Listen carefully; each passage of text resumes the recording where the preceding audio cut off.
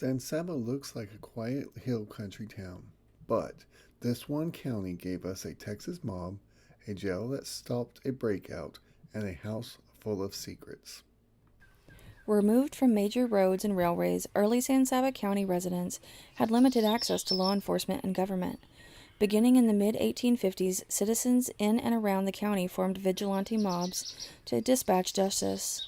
Although initially formed to protect residents, these mobs often evolved into organized gangs terrorizing the residents they had initially formed to protect.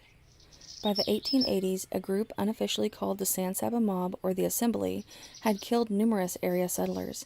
Believed to have included religious leaders and elected officials, the mob operated under strict ritual and secrecy, meeting clandestinely at places like Buzzard's Waterhole and Cottonwood Pond. Organized similarly to a fraternal lodge, the group used secret signs and gestures to identify membership. After meeting and deciding who to eliminate, the regulators would ride wearing black masks or hoods and ambush their victims with a telling 9 bullet holes. In 1896, in order to stop the violence, the state sent Texas Rangers led by Sergeant W. John L. Sullivan to investigate, and San Saba County news editor Ulluth M. Sanderson began running editorials against the mob. Sullivan was later replaced by Ranger Captain William J. Bill Jess McDonald, who worked effectively with District Attorney W. C. Linden to expose as many mob members as possible. To avoid interference from local officials believed to have ties to the group, they moved key trials to Austin and Llano. By 1900, the Rangers and Linden succeeded in breaking the mob's control over the county residents, although few members ever paid for their crimes. Plaque says they met in secret. It doesn't tell you that they opened every meeting in prayer. For over a decade, the group called themselves the Assembly, 300 members, county officials, religious leaders, and judges. Once a month, under a full moon, they gathered at a place called the Buzzard's Waterhole. They bowed their heads and prayed before voting on who they killed next. 43 members.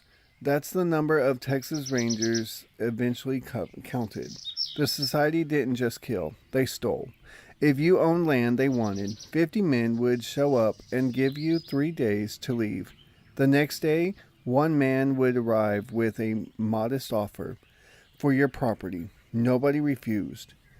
When Texas finally sent Ranger Captain Bill McDonald to break them up, he arrived in San Saba to find armed men lining the streets.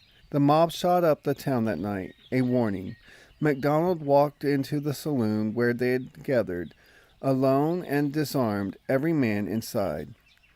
Then he turned to this ranger and said, loud enough for everyone to hear, well, if that's the best they can do, we can lick them, can't we? The trials were moved to Austin and Llano to keep the mob's own judges from dismissing them. Few members ever went to prison, but the assembly never met at Buzzard's Waterhole again. Another piece of forgotten Texas. The San Saba County Jail is the county's oldest existing public building. Erected in 1884, the structure cost $13,000 and the lot cost $300. The jail was built of blue limestone in Italianate Texas style. A 12-foot-high board fence built after an 1886 jailbreak has been replaced. The jailer lived on the first floor. But here's what the plaque leaves out. This isn't just the oldest public building in San Saba County. For 141 years, it was the oldest continuously operating jail in the entire United States. Not a museum, not a historical landmark you tour, an actual working jail, until September of 2025, when a gas leak finally forced it closed. Think about that timeline. This building locked up cattle rustlers during the open range. It held bootleggers during Prohibition. Generations of San Saba sheriffs walked these floors, and through it all, the jailer lived right there down on the first floor with his family. His kids ate breakfast downstairs where pioneers sat in cells above them. The 12-foot fence they built after 1886 jailbreak, long gone, but the blue limestone walls these prisoners tried to escape still standing. The Mill Pond House was a structure of great value to the community in the early days. It was erected about 1875 by John H. Shorty Brown, who was one of the founders of San Saba in the 1850s. This building housed machinery of grist mill, which ground cornmeal for bread, and a cotton gin. It was run by water power supplied by San Saba Springs. After the mill was in disuse, the city water system machinery was housed here. The San Saba Garden Club restored the building after its acquisition in 1956.